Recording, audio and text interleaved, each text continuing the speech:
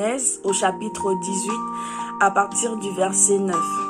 Ce verset dit: « Puis ils dirent, où est ta femme Sarah? Il répondit, elle est là dans la tente. L'un d'eux dit, je reviendrai vers toi à la même époque et ta femme Sarah aura un fils. Sarah écoutait à l'entrée de la tente derrière lui. Abraham et Sarah étaient vieux, d'un âge avancé, et Sarah ne pouvait plus espérer avoir des enfants. Elle rit en elle-même en se disant, maintenant que je suis usée, aurais-je encore des désirs? Mon Seigneur aussi est vieux. L'Éternel dit à Abraham, pourquoi donc Sarah a-t-elle ri en se disant, est-ce que vraiment j'aurai un enfant? Moi qui suis vieille. Y a-t-il quoi que ce soit d'étonnant de la part de l'Éternel? Au moment fixé, je reviendrai vers toi à la même époque et Sarah aura un fils. Amen. Alors j'aimerais partager cette petite exhortation avec nous et vraiment nous interroger sur un point. Sarah était vieille. Sarah avait dépassé l'âge pour avoir des enfants, biologiquement ou naturellement parlant.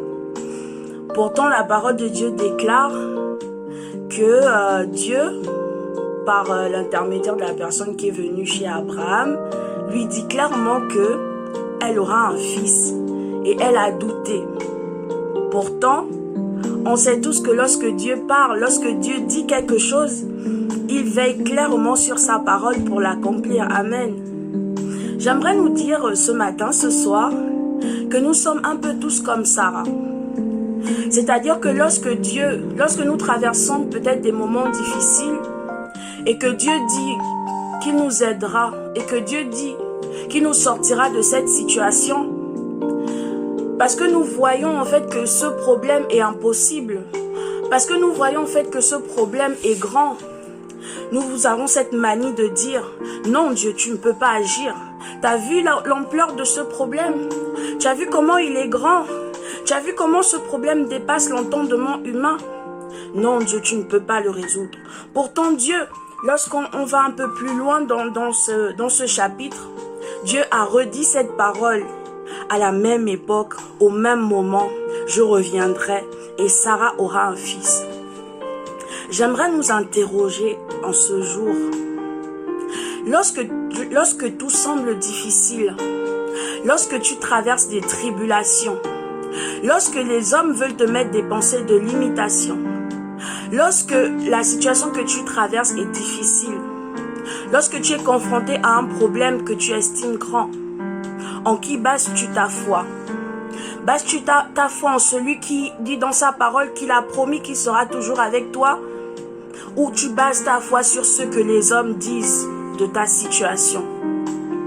Lorsque tu as peur, lorsque tu te sens mal, lorsque tu traverses des moments difficiles, lorsque tu as un chagrin, lorsque tu es triste, lorsque tu ne sais pas comment t'en sortir dans une situation, j'aimerais te demander ce matin, à qui confies-tu ta situation?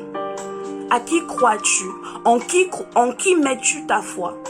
Mets-tu ta foi en ce que les hommes disent? Ou mets-tu ta foi réellement en ce que Dieu dit, malgré le fait que la solution tarde à arriver? J'aimerais te dire ce matin que nous ne devons pas avoir l'attitude de Sarah. Lorsque Dieu parle, il agit toujours. Lorsque Dieu promet quelque chose, il agit toujours. Je ne sais pas à quoi tu es confronté. Je ne sais pas ce que tu traverses. Mais j'aimerais te dire simplement que si Dieu a dit, si Dieu a promis qu'il sera toujours avec nous, si Dieu a promis qu'il trouvera une solution à ton problème, assurément il fera. J'aimerais encore te redire cette chose. Quand tout va mal, lorsque tu es confronté à la pensée humaine, lorsque tu es confronté aux limitations des hommes, lorsqu'au travail ça ne va pas, lorsqu'on t'insulte, lorsque tu es découragé, lorsque tu sens que le monde s'écroule au-devant de toi, lorsque tu sens que en fait tu vis dans un joug en fait tu vis dans un joug où tu n'espères même pas sortir. En qui bases-tu ta foi? Bien-aimés, ne prions pas seulement Dieu quand tout va bien. Ne prions pas seulement Dieu lorsque tout semble aller dans notre vie. Prions Dieu également dans les moments difficiles. Mais prier ne doit pas suffire. À la prière, nous devons ajouter notre foi. Lorsque tu traverses un moment difficile et que Dieu te dit que ce problème n'est rien devant la grandeur qu'il est capable de faire, est-ce que tu le crois? Lorsqu'on t'insulte, lorsqu'on te calomnie, lorsqu'on dit des paroles mauvaises de toi, est-ce que tu te recroquevilles sur toi-même? Ou bien tu pratiques cette parole qui dit que Dieu est ta force, Dieu est ton bouclier même dans les moments difficiles? J'aimerais nous encourager ce matin à vraiment baser notre confiance en Dieu. Comme je pouvais le chanter tout à l'heure, quand viendront le vent et la tempête. Le vent et la tempête, ça peut être des moments de désert. Le vent et la tempête, ça peut être des moments financiers. Le vent et la tempête, ça peut être des phases compliquées de la vie d'un être humain. Mais que ce vent et que cette tempête ne t'empêche pas de t'accrocher à Dieu. Au contraire, lorsque tu vis ces choses, c'est à ce moment-là que tu dois encore plus t'accrocher à Dieu, que tu dois encore plus t'agripper à Dieu. T'agripper à un homme ne sera pas la meilleure solution. Lorsque tu traverses ce genre de vent, lorsque tu traverses ce genre de tempête, agrippe-toi à Dieu. Mets ta confiance en Dieu. Aie confiance en Dieu et crois qu'il agira. Aie la foi, mon frère. Aie la foi, ma sœur. La foi est l'assurance des choses qu'on espère, et la ferme assurance des choses qu'on espère. Si tu as la foi, alors ta situation trouvera une solution. Si tu as la foi, alors Dieu se verra obligé de descendre pour pouvoir agir. Mais si tu n'as pas la foi, comme ce grain de moutarde, alors Dieu ne pourra pas agir. Pour résumer ce message, je dirais simplement que nous devons avoir foi en Dieu. Aie foi en Dieu même quand c'est dur. Aie foi en Dieu même quand tout te démontre le contraire. Place ta foi en Dieu. Il ne te décevra jamais. Ne place pas ta foi en un homme. Ne place pas ta foi en tes finances. Ne place pas ta foi en tes capacités.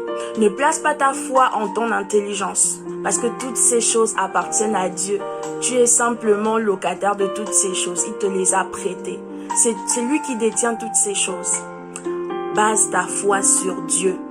Qu'importe les temps. Quand tout va bien, base ta foi en Dieu. Quand tout va mal, encore plus que jamais, base ta foi en Dieu. Et tu verras qu'il agira dans ta vie. Mon frère, ma soeur, aie la foi. Même quand c'est difficile, aie la foi. Ce ne sont pas simplement des mots que je te dis ce matin, mais c'est vraiment une déclaration que j'aimerais que tu puisses faire. C'est vraiment quelque chose que j'aimerais que tu puisses expérimenter. Ne regarde pas, ne fais pas comme Sarah. Ne doute pas. Parce que lorsque Dieu parle, lorsque Dieu dit quelque chose, cette chose s'accomplit toujours. Base ta foi en Dieu.